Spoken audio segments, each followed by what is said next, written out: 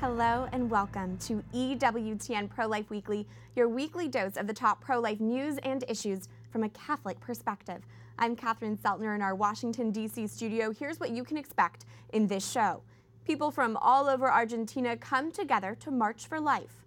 Will the Democratic Party be open to pro-life candidates? We discuss. And this.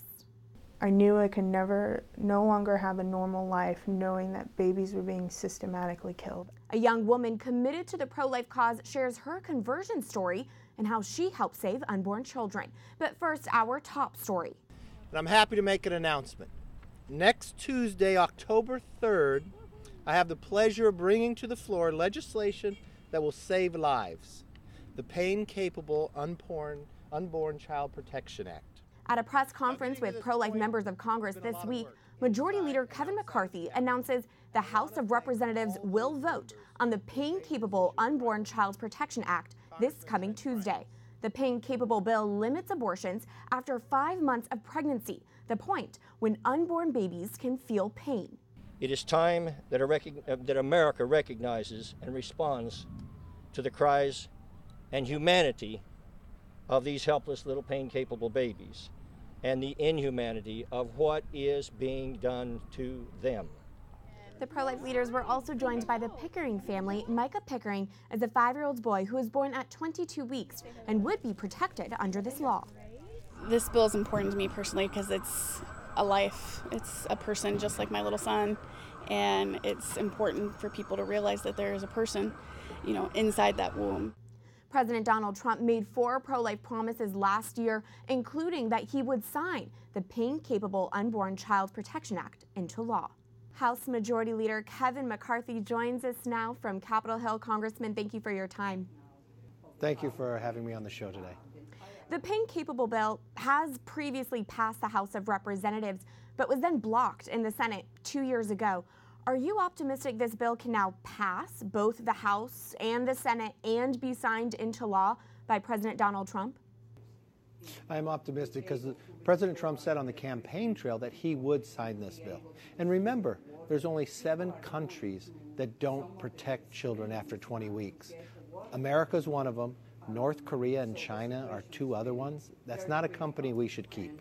And when we had on our press conference, Micah Pickering, who at 20 weeks was born, and today you look at that precious boy, you would never know the difference. How many other children deserve to be able to live? The pain the baby feels in the wounds at 20 weeks, when you can see their eyes, their ears, and others. They can survive, and we want to be able to protect them. Congressman, many pro-lifers are frustrated that Planned Parenthood has not yet been defunded. Is this announcement just a distraction from the failed pro-life congressional efforts so far this year? Not at all, because you remember in the House bill, Planned Parenthood was defunded as we sent it. And in the Senate bill that they were taking up, it would have been as well. That could have become law. I'm frustrated, as others across this country, on the Senate not getting this done. And it is a goal in the House, and we're going to make sure we have it happen. We've got the votes. We passed it. Just as Pain-Capable will pass the House, we need to put the pressure on the Senate to be able to make sure this gets to the president's desk, because we have a president now who will sign it. As you mentioned, the United States is only one of 7 nations to permit abortion for any reason after 5 months. We're in the same company as China and North Korea. Here, as a representative of the United States, what does that mean to you? Makes me sad. That's not our values. That is not our morals. We're a country that believes in the pursuit of happiness, protect life. And that's why this House will vote on Pain-Capable next week and pass it. This bill argues because babies can feel pain at 20 weeks, abortion should not be permitted. Why do you think that's a convincing driving force behind this bill? Well, science proves it. And when you sit to make the argument, I would like to make it earlier, but when I take the science, I take it to others across the aisle, I don't see how they argue against this. We've watched little Micah Pickering, who continues to live today, born at 20 weeks. When he came out, he was the size, if you watched, about the size of an M&M package. And how many more babies would be able to live in this world? And the pain that will be inflicted upon them, they feel that pain. They have eyes, they have ears, their heart beats. How could that ever go on? That's why we will pass this bill next week, send it to the Senate, and we have a president now who wants to sign it. Do you think this is a piece of legislation that most Americans can get behind and support? Well, you look at the polling, 64% of Americans would support this legislation. I think even further. When you look around the world, and there's only 7 countries that allow this activity to go on today, these are not the values of America to be associated with China and North Korea. We are better than this. And I look forward to proving that next week. 5-year-old Micah Pickering was at that press conference where you all made the announcement about the vote. What kind of message do you hope his presence sent? Well, Danielle, his mother, spoke for him, but you just look at Micah. That puts it in perspective. That, if others want to say they want to vote against this bill, how can you look at Micah and say that you would vote against it? I think protecting these children, especially the pain that they can feel at this age and the ability to survive and live, Micah proves it if anybody has doubt. House Majority Leader Kevin McCarthy, thank you for your time. Thank you. For continued analysis, we turn now to our trusted pro-life expert. Marjorie Dannenfelser is president of the Susan B. Anthony List and joins us now. Marjorie, thanks for being here. Thanks for having me. You were at this press conference announcing the pain-capable vote. The Susan B. Anthony List has been working very hard on this piece of legislation. How confident are you that the House and the Senate will pass it? Well, you're right that it's been the centerpiece of all of our activities. It was in the middle of our 2014 Senate races. It was in the middle of our efforts to elect this president, and it'll be in the center of the 2018 Senate races as well. It is that because it's got such popular support. I am very confident that it'll pass the House. I'm very confident that there's a majority in the Senate. What I think we may come up short of a Micah miracle is that is 60 votes, and 60 votes is required in order to break a filibuster. So, you know, miracles do happen. We've got a little kind of a short middle ground list of people to be lobbying on this. Most of them are senators who are up in 2018 for election. President Donald Trump, when he was campaigning in that pro-life letter, promised he would sign the pain-capable bill if it came to his desk. You met with the president this week at a White House dinner. Has he reiterated that that's a priority to him? Oh yes, not only last night, but all of our interactions at the White House every week. We're reassured that not only is there a commitment there, but their communication and advocacy. That is a turning point, of course, for this piece of legislation, because we've, of course, had the Obama White House before now. Really having the White House takes it to a new level, a matter of public conversation now, where people who didn't even know that this was legal now realize, oh wow, we don't even have a limit at 20 weeks, that's crazy. Right, a lot of people don't realize that. Is this bill going to be popular with Americans? From a political, strategic standpoint, how do you think this will go? Well, it has been wildly popular. We have polled this in every state where we have Senate races that are going on. We've polled it across America. Many different polls across ethnic lines, across geographic lines, gender, age, every way you look at it. This is a very popular bill. It spans from 50 to over 80%. And in politics, if you can find anything like that, you run with it, and you run with it to win, which is what we're going to do. One statistic we keep hearing over and over is the U.S. is only one of 7 nations that actually have these kind of laws, that don't have bans on abortions at 5 months. As a leader of the U.S. pro-life movement, what does that mean to you? It means, what does our country stand for? If we can't stand for such a minimal protection of children at that certain point or any point, and that we're standing with North Korea and China and Vietnam to fail to protect children after that point, we're not standing on our Constitution, we're not standing on our Declaration, and we're certainly not standing for Americans when we fail to do that. It is a minimum bar promised in our founding documents that we protect human life. We can at least do this. Absolutely. We'll be closely watching that vote on Tuesday. Marjorie Dannenfelser of the Susan B. Anthony List, thank you. Thank you.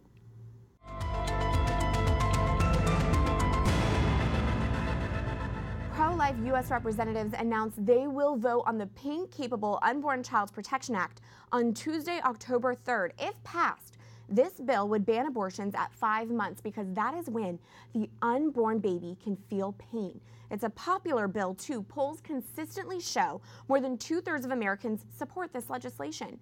20 states have already passed their own version of the pain-capable act. There's no excuse. Congress must pass this bill because President Donald Trump has already promised he would sign it into law if it came to his desk. We have until Tuesday to send our pro-life message. Here's the action you can take. Go to prolifeweekly.com. Tell Congress to pass the Pain-Capable Unborn Child Protection Act. The United States is only one of 7 nations that allows abortion for any reason after 5 months. That has got to stop. We cannot be in the same company as China and North Korea. We must do a better job in upholding human rights by protecting these unborn children. Tell Congress to ban abortions after 5 months when we know babies can feel pain. We can protect as many as 18,000 unborn children a year from cruel late-term abortions if this passes. The vote for the bill is on Tuesday, so there is no time to waste. If you are seeing or hearing this call to action, please take action now and tell your friends. Go to prolifeweekly.com and tell Congress to pass the pain-capable bill. Turning now to more news, EWTN's Valeria Longhi has this week's roundup of pro-life headlines. This Wednesday was the first national Argentinian March for Life, with people from all over the country joining in. Alejandro Geyer, who coordinated the march, tells EWTN they are fighting several pro-abortion bills. Nosotros queremos defender la vida. Geyer says the goal of the march is to form people's conscience on issues of life. A pro-abortion effort that could endanger women is underway in Maine. The American Civil Liberties Union and Planned Parenthood have joined forces to file a federal lawsuit challenging a restriction in Maine where only doctors are allowed to perform abortions. This could mean advanced practice nurses, physician assistants, and nurse midwives could start performing abortions. In a recently published paper, the American College of Physicians reaffirms its stance on assisted suicide. They are not for it. The author notes the ethical arguments against assisted suicide are most compelling because it compromises the trust between the patient and the doctor. The physicians also mention the control of how and when someone dies should not be the goal of medicine. Valeria Longhi, EWTN, Pro-Life Weekly. Thank you, Valeria, for those pro-life headlines. We have a heartbreaking update about a story we've been closely monitoring. The baby born to a woman who rejected cancer treatment to save her child's life has died less than 2 weeks after her mother. Life Lynn Decline was born at 24 weeks. Her mother, Carrie Decline, refused cancer treatment after finding out she was pregnant with her 6th child and died a few days after her youngest's birth. Life Lynn died last week after suffering low oxygen levels. She was buried next to her mother. Decline family, please know you remain in our prayers. In recent months, we have seen Democrats openly debate on whether or not the political party should include pro-life candidates. In July, the head of the Democratic Congressional Campaign Committee told The Hill he's willing to fund pro-life Democratic candidates. Former DNC Chairman Howard Dean reacted, saying he won't donate to the group if it funds pro-lifers. And back in April, DNC Chairman Tom Perez and former presidential candidate Bernie Sanders rallied with Heath Mello, who was running to be mayor of Omaha, Nebraska. Mello had previously voted for pro-life legislation, prompting an outcry from abortion advocates who said all Democratic candidates should support abortion. We're joined now by an expert who's been studying the Democratic Party's relationship with abortion for years. Ramesh Ponnuru is senior editor for National Review and author of The Party of Death. Ramesh, thanks for being here. Thanks for having me. So at the leadership level, what are Democrats saying about pro-life candidates? Is there unity in their message? Well, I think a lot of Democrats would like to have a litmus test where to be an elected Democrat or to be a Democratic candidate, you have to be in lockstep with the abortion lobby up and down the line, no matter how extreme the particular position is. But there is some dissent to that, and I think it's a remarkable sign of how extreme the Democratic Party has gotten, that in this internal Democratic debate, the relative voices of reason are Nancy Pelosi and Bernie Sanders. And to see just that open grappling that they're doing and having those conversations right now. Prominent Democrats that we know today, former President Bill Clinton, Al Gore, the late Senator Ted Kennedy, at one point all voiced pro-life beliefs. When did that shift happen to becoming pro-abortion? Well, a lot of people don't realize this, but the Democratic Party's voters for a long time, as late as the mid-1980s, were more pro-life than Republican voters were. But there was a kind of sorting process that was started at the elite level, where the Democrats really repelled pro-life Democrat voters and attracted people who'd been Republicans who were pro-choice. And then so the Democratic Party became more pro-choice, and that drove further away pro-lifers, and over time it's just gotten more polarized. And more extreme. Are there any Democrats in Congress today who are truly authentically pro-life? Well, there are a number of Democrats who describe themselves as pro-life. It is nothing like the numbers that there used to be. You know, as late as the early 1990s, there were about 100 pro-life House Democrats. I think you've probably got about 2 or 3 left in today's Congress. If 1/3 of Democrats are pro-life, which is what a lot of Gallup polls indicate and show, how is it that the DNC platform has become so extreme on abortion? And it does seem as if Planned Parenthood has a lot of control over the Democratic Party. The Democrats who are the most committed on the abortion issue are the extreme pro-choicers. And the other problem is that you've got a lot of Black and Hispanic pro-life voters who, for various reasons, just feel much more comfortable in the Democratic Party, notwithstanding their point of view on the right to life. Planned Parenthood spent millions upon millions of dollars endorsing and supporting Hillary Clinton, who lost the presidential election. They spent reportedly over $700,000 in an earlier lost Georgia election this year. Is it a smart political move to team up with abortion? It seems as if they're losing. Well, it depends, of course, on the particular year and how the issue is handled. But in general, I do think that the right to life is something that is not just right, but is also a winning political issue. And the Democrats have lost votes on balance over the years on this issue. And in fact, I think there's some pretty good evidence that if Hillary Clinton had just been a little bit more moderate on the issue, she would have won this election. You wrote your book, The Party of Death, 11 years ago. If you were to update it and put in some new information, what might you add since 2006? How has the Democrat Party continued to evolve when it comes to their relationship with abortion? Well, there's been a lot of political history since then, and it's had some ups and downs. But I think the basic arguments are still true. The basic arguments I made about the extremism of the pro-choice movement, about the extremism of American law with respect to abortion, and the way that it's undermining the Democratic Party and shifting America to the right. Do you think, because we mentioned that earlier statistic about 1/3 of Democrats say that they are pro-life, if the DNC platform continues to become more extreme, do you see those voters becoming independent, going to the GOP? What do you see happening in the future? Well, it depends, because it's never been the issue that has been at the top of the campaign agenda. It has a slower acting effect usually. And so depending on the economy next time, some of those voters could go back. But over the long run, I think that the Democratic Party has either got to hope that America moves in a more left-wing direction on this issue than it has ever done in the past, or it's got to moderate its position on it. Ramesh Ponnuru, thank you for your time and thanks for being here. You're welcome. When we come back, It's really humbling to know God has used me in that way. hear how many lives this young woman has helped save since committing to the pro-life cause and how she does it. Stay tuned as EWTN Pro-Life Weekly continues after this break.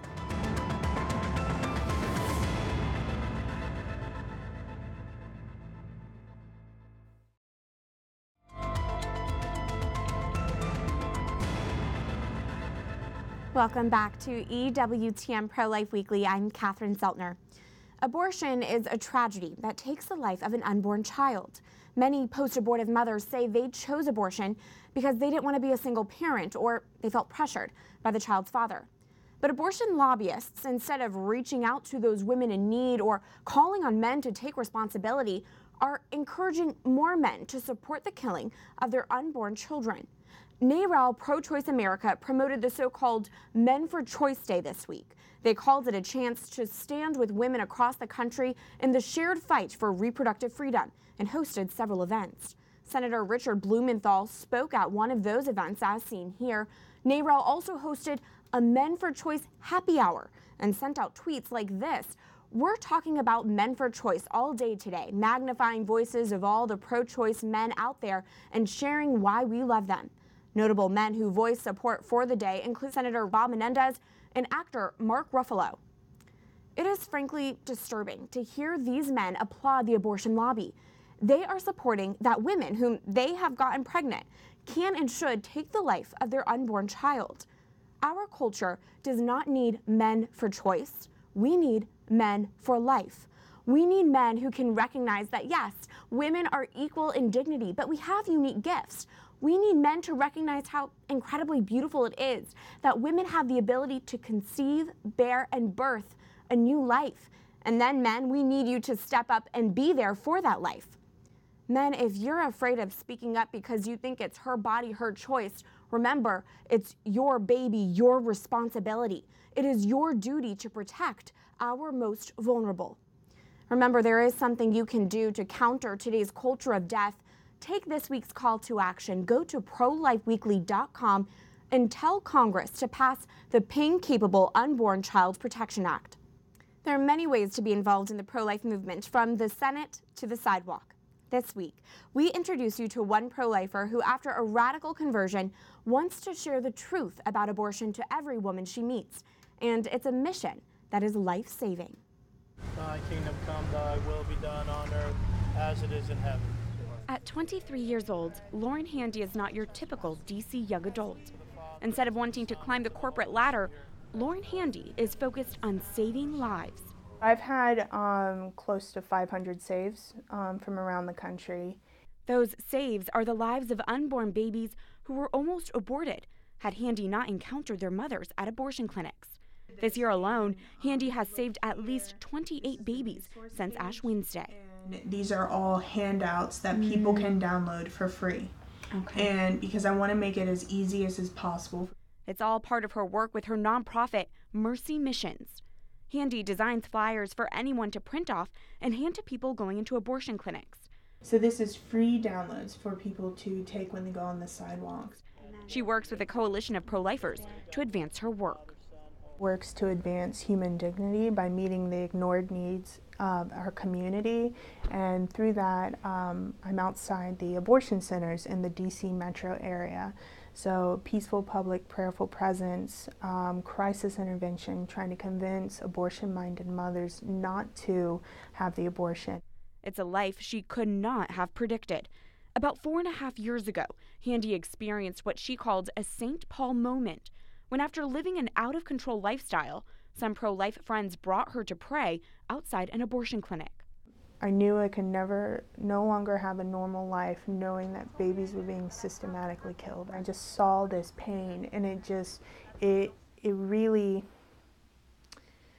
impacted me. A few days later, Handy dropped out of college, decided to follow Christ, and started working in the pro-life movement full-time. But after 1 year as a missionary, the darkness of abortion overwhelmed her. I fell into a very deep depression. I was outside an abortion center every day, and by the end of the week, 80 babies were dying. And I didn't understand the suffering. And there were strong female role models in my life, and they had this joy that I didn't understand, and they were all Catholic. And I was like, okay, what's going on? What do they have that I don't? Handy has since converted to Catholicism and says the church's message of divine mercy and the lives of the saints helps her with her street evangelization. It's not too late. You are allowed to cancel your appointment, and you are allowed to change your mind. Those 3 things are the most important things you could say, because it combats the 3 lies Planned Parenthood tells these women. Since the taping of this interview, Handy captured on Facebook what's been called a Red Rose Rescue, when a group of pro-lifers, including Catholic priests, recently entered abortion centers to speak with women scheduled for abortions. When they refused to leave, they were arrested for civil disobedience. Okay, there is Bonnie leaving. Handy herself has also been arrested 5 times with the same charge and for what she calls misunderstandings at abortion clinics. While I was there sitting in the cell, I counseled 2 post-abortive women. Not only that, another woman came in and she was arrested for prostitution, and she said 2 months prior she had an abortion and her whole life was ruined after that. living humbly, serving boldly. Lauren Handy is an example of someone who wants to spread the pro-life message with every woman she meets. It's really humbling to know God has used me in that way. If you're interested in praying outside abortion clinics, Lauren Handy recommends getting involved with your local 40 Days for Life chapter. The latest 40 Days campaign just started this week, and you can find out more by visiting 40daysforlife.com. That's it for this edition of EWTN Pro-Life Weekly. Thanks for joining us, and remember, you can reach us anytime at prolifeweekly@EWTN.com. I look forward to seeing you here again next week. Life is a gift. Your life is a gift. God bless.